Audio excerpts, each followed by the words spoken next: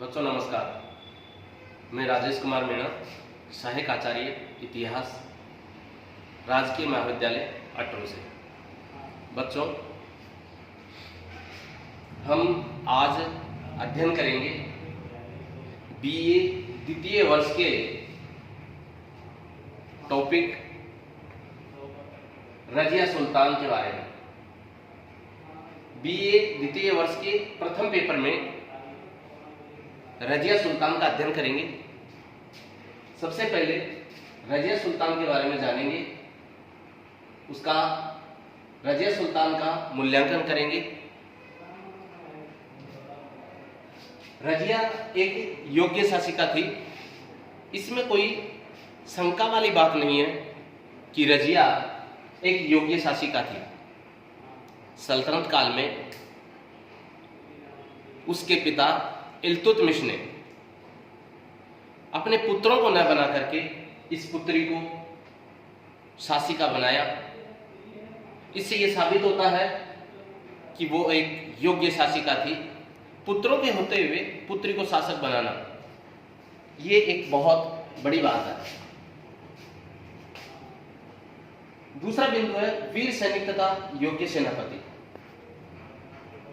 रजिया सुल्तान बहुत धैर्यशाली थी। उसमें एक वीर सैनिक के गुण कूट कूट कर भरे हुए थे और उसने अपने योग्य सेनापतित्व का परिचय अपने जो तुर्क अमीर थे उनके विद्रोह का दमन करके उसने दिया था। तीसरा जो बिंदु है स्वेच्छाचारी एवं निरंकुश शासिका। रजिया सल्तनत काल की एक स्वेच्छाचारी और निरंकुश शासिका थी। उसने तुर्क अमीरों पर नियंत्रण किया और सल्तनत काल में जो सुल्तान थे उनके अनुसार चलने को बाध्य किया। जो चौथा बिंदु है वो है चतुर कूटनीतिज्ञ। रजिया सुल्तान घोड़े पर सवारी करती थी और मर्दों का लिबास पहनती थी। इससे तुर्क अमीर उससे चिढ़ने लगे और उसके खिलाफ षड्यंत्र बनाने लगे। लेकिन उसने उन षड्यंत्रों को फेल कर दिया। इस कूटनीति के तहत उसने जमालुद्दीन याकुत से शादी की। आगे रजिया के पतनों के कारण का अध्ययन करेंगे। रजिया के पतन के क्या कारण थे, वो कौन से कारण थे जिसके कारण रजिया का पतन हुआ। जिसमें पहला कारण है रजिया की निरंकुशता। रजिया की निरंकुशता के कारण जो तुर्क अमीर थे वो उससे ईर्ष्या करने लगे, उसके खिलाफ षड्यंत्र बनाने लगे, जो उसकी असफलता का कारण बना। जो दूसरा कारण है रजिया द्वारा तुर्क सरदारों की शक्ति और प्रभाव को नष्ट करना। जब तुर्क अमीर रजिया के खिलाफ षड्यंत्र करने लगे तो रजिया ने उनकी शक्ति और प्रभाव को नष्ट करना शुरू कर दिया।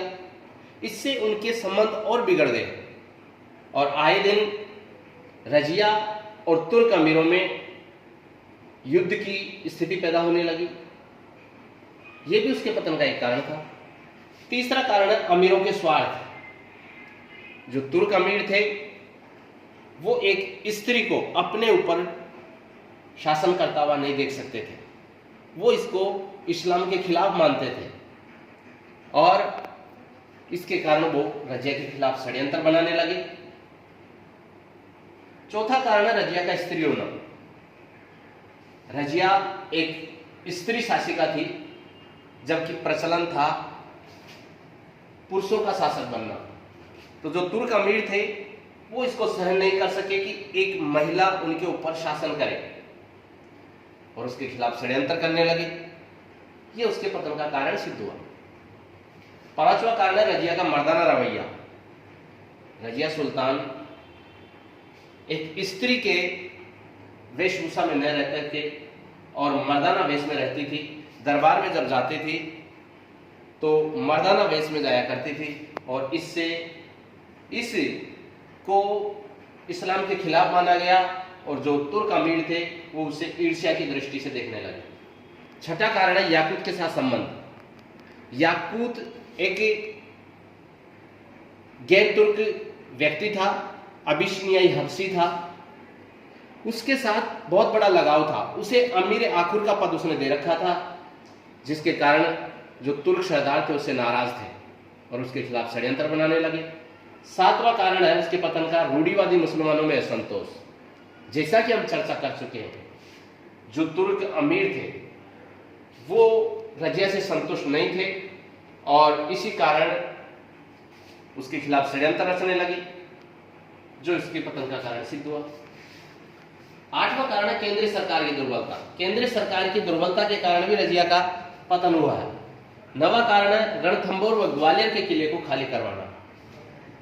रजिया ने रणथंबोर और ग्वालियर के किले में जो युद्ध की स्थिति पैदा हुई, वहां युद्ध करना चाहिए था, जबकि उसने अपने सैनिकों को किला खाली करने को कह दिया और जो उसके सैनिक थे वो उससे रुष्ट हो गए और रजिया के पतन का कारण रणथंबोर और ग्वालियर के किले को खाली करवाना भी सिद्ध हुआ।